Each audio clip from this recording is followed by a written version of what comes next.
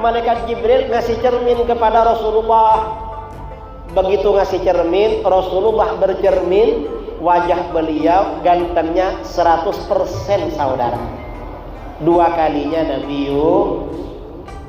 Nabi-Nabi yang lain di bawah Nabi Yusuf. Kita orang-orang Melayu, orang-orang Indonesia ya di bawahnya lagi saudara. Karena orang Indonesia ini memang ya di bawah. Kalah lah sama orang India, Pakistan, Afghanistan, Turki itu kalah. Sama orang Eropa, apalagi sama orang Arab. Kalah memang. Orang Indonesia ini ya memang bawah-bawah. Makanya orang Indonesia kalau pergi umroh sampai di Mekah itu biasanya bingung, ini kok gak ada di Bagan. Beda memang. Beda. Nah, ini artinya apa? Para nabi ini memang semuanya manusia paling ganteng. Gak ada seorang nabi itu mukanya biasa-biasa, gak ada. Memang tercipta paling ganteng. Dan ini penting, saudara-saudara tahu kalau para nabi itu ganteng-ganteng. Mengapa perlu tahu? Kalau nggak tahu bahaya. Sekarang ini di negeri kita dari waktu ke waktu, dari masa ke masa, seringkali ada orang-orang ngaku jadi nabi. Dan yang percaya ada biasanya. Di negeri kita ini orang ngaku apa saja, ada pengikutnya di negeri kita. Sampai ada orang ngaku Imam Mahdi, ngaku apa, ya macam-macam lah. Kalau orang nggak tahu profil para nabi bahaya, langsung percaya. Ternyata kita tengok ya di Google, orang-orang yang ngaku jadi nabi di Indonesia, mukanya rata-rata pas-pasan saudara. Nggak istimewa. Loh, para nabi itu pilihan. Dan para nabi ini pilihan Allah, bukan pilihan manusia. Makanya gak sama dengan orang biasa tuh para nabi.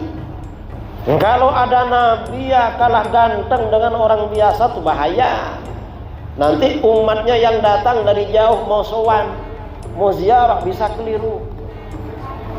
Ini sering terjadi kalau ada penceramah kalah gagah dengan sopirnya atau yang mengantarkan. Ini kadang-kadang yang mengantarkan yang dikira ustadznya. Saya ini dulu saudara berat badan 40 kilo. Karena pulang dari pondok langsung diundang ceramah di sekitar rumah, di sekitar daerah. Yang undang teman-teman, lama-lama Provinsi Jawa Tengah, saya kan Jawa Timur. Jogja ngundang saya, Bali ngundang saya. Saya pernah diundang acara di Jogja. Acaranya para kiai. Saya masih umur 30-an begitu, belum 40. 30 berapa? Berat badan masih sekitar 40 kiloan. Sekarang ini sering bolak-balik Sumatera, berat badan 66 kilo. Karena di Sumatera ini makanan cocok. Apalagi di Bagan ya. Kemarin malam di Panipahan, ikannya segar-segar. Diangkat dari air langsung dimasak. Kalau di Jawa itu ikan tuh kadang 5 kali mati saudara. Entah dah berapa kali masuk ke es itu. Baru nyampe di rumah kadang-kadang memang. Dan sampai di rumah kadang masih masuk kulkas lagi. Beda. Angkanya agak gemuk. Saya dulu diundang seminar di Jogja. Di Pondok Pesantren Sunan Pandanaran, tempatnya Kiai Tasim. Yang ngantar saya kawan saya dari Surabaya. Beliau ya usianya lebih tua dari saya, juga lebih besar. Sampai di tempat Kiai Tasim ini, yang diajak bicara kawan saya ini. Disuruh makan. Habis makan ngobrol lagi dengan kawan saya. Saya waktu itu punya pikiran, loh mungkin kiai ini memang akrab dengan kawan saya. Tapi saya kok gak ditanya dari tadi. Katanya saya mau disuruh ceramah. Saya lama-lama curiga karena beliau ngundang saya melalui kawan saya. Lah apa ini sebenarnya yang diundang? Lalu dibawa ke masjid. Di masjid itu berkumpul para asatidz, para kiai. Sampai di situ kiai-kiai itu juga bicara dengan kawan saya. Saya gak diajak bicara. Begitu dipanggil ceramah, saya berdiri, mereka itu kayak terperangah semua. Lalu saya ceramah. Habis ceramah kira-kira 1 jam tanya jawab. Selesai saya turun. Begitu turun ngumpul lagi, ketawa semua. Ketawa. Kenapa Pak Yai minta maaf? Saya kira ini kiainya, katanya. Ini kalau ustadz ya, kalau ustadz belum viral ya begitu. Sering salah sangka. Kalau para nabi gak ada yang begitu.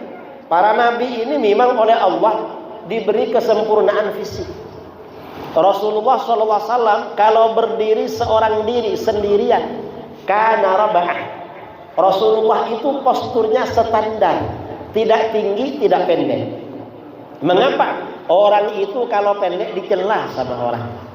Dibilang apa biasanya? Dibilang cebol atau badut. Kalau pendek. Kalau tinggi dicela juga. Bilangnya apa? Kalau tinggi orang bilang tiang listrik.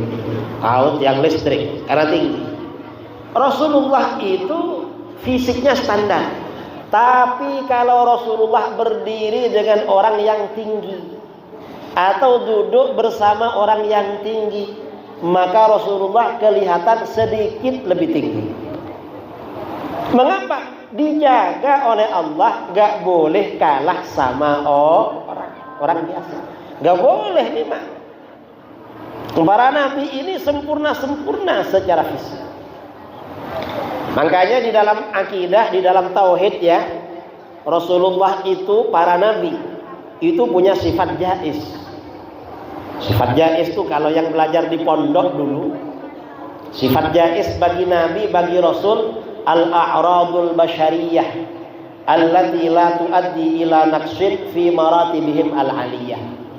Sifat-sifat kemanusiaan boleh terjadi bagi para nabi selama tidak menurunkan derajat mereka yang luhur. Artinya apa? Perkara-perkara yang terjadi bagi manusia biasa terjadi juga bagi para nabi selama tidak menurunkan derajat. Contoh bagaimana manusia dari waktu ke waktu karena faktor makanan, kurang istirahat atau cuaca kadang-kadang sakit. Betul. Para nabi juga sakit. Tapi kalau sakit-sakit yang menurunkan derajat gak terjadi. Misalnya seperti lepra, juzam, belang, atau buta, atau penyakit apa lagi namanya, gila, stres, itu gak terjadi. Mengapa? Menurunkan derajat. Atau contoh lagi ya, manusia biasa ini kalau banyak bergerak, cuacanya panas, berkeringat apa enggak? Berkeringat kan? Nabi juga berkering, tapi keringatnya beda. Bedanya apa? Saudara sebelum berangkat kerja mandi-mandi, lalu pakai minyak wangi, pakai parfum. Setelah berkeringat, kira-kira yang tercium parfumnya apa keringatnya? Keringat. Akhirnya baunya apa? Aromanya berubah kan? Menjadi bau. Itu manusia biasa. Kalau Nabi semakin berkeringat semakin harum. Mengapa? Nabi itu harum bukan karena parfum, bukan karena minyak wangi, memang dirinya harum. Makanya Rasulullah SAW diantara namanya At-Tayyib. At-Tayyib itu artinya orang yang harum. Mengapa dikatakan orang yang harum? Rasulullah memang harum, saudara. Nama bagi seorang nabi itu memang sifat kepribadian. Kalau nama bagi orang biasa itu hanya sebuah nama tanpa makna. Kalau nabi ini namanya At-Tayyib karena harum. semakin berkeringat semakin harum. Kalau ada orang berjabatan tangan dengan Rasulullah SAW, seharian tangan orang itu harum, kena tangan Rasulullah. Kalau Rasulullah melewati suatu gang, Rasulullah sudah gak ada, orang-orang tahu Rasulullah tadi lewat sini ya. Mengapa? Harumnya masih ada. Makanya kita ini kalau di Jawa, kalau maulid biasanya bakar dupa biar harum. Tapi gak apa-apa lah, kita gak bakar gak apa-apa ya. Itu harum.